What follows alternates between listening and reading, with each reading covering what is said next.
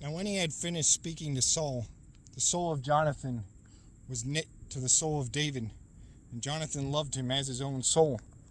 Saul took him that day and would not let him go home to his father's house any more. Then Jonathan and David made a covenant because he loved him as his own soul.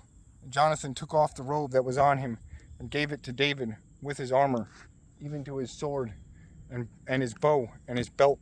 So David went out wherever Saul sent him and behaved wisely. And Saul sent him over the men of the war, and he was accepted in the sight of all the people, and also in the sight of Saul's servants.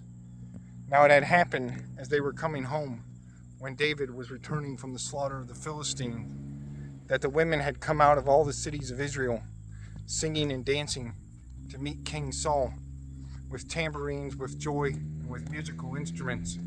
So the women sang as they danced and said, Saul has slain his thousands, and David his 10,000s.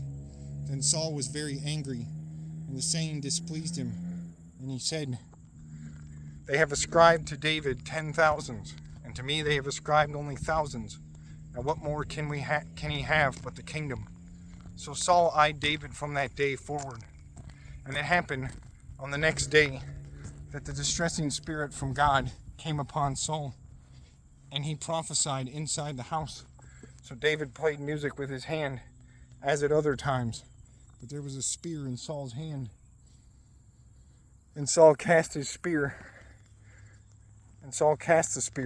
for he said, I will pin David to the wall.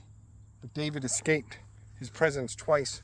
Now Saul was afraid of David, because the Lord was with him, but he had departed from Saul. Therefore Saul removed him from his presence, and made him captain over 1,000. And he went out and came in before the people. And David behaved wisely in all his ways, and the Lord was with him. Therefore, when Saul saw that he behaved very wisely, he was afraid of him. But all Israel and Judah loved David, because he went out and came in before them.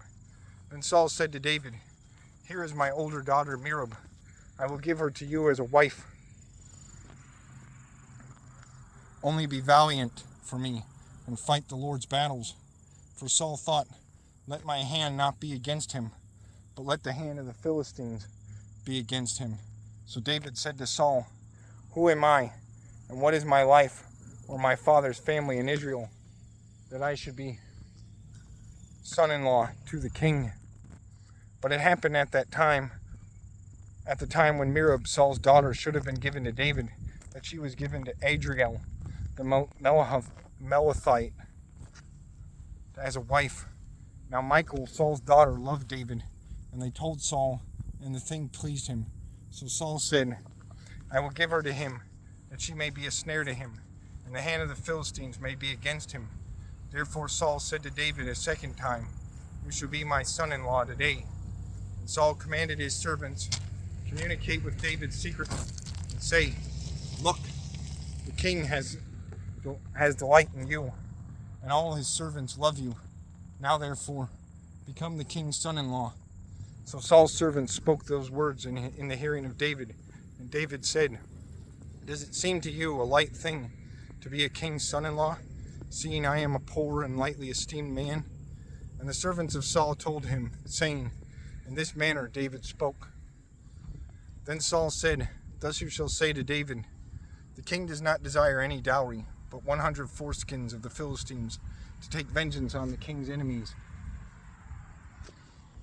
But Saul thought to make David fall by the hand of the Philistines.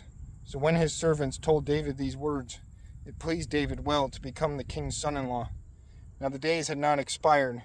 Therefore David arose and went, he and his men, and killed 200 men of the Philistines. And David brought their foreskins, and they gave them in full count to the king, that he might become the king's son-in-law. Then Saul gave him Michal his daughter as a wife. Thus Saul saw and knew that the Lord was with David, and that Michal, Saul's daughter, loved him. And Saul was still more afraid of David. So Saul became David's enemy continually. Then the princes of the Philistines went out to war. And so it was, whenever they went out, that David behaved more wisely than all the servants of Saul, so that his name became highly esteemed.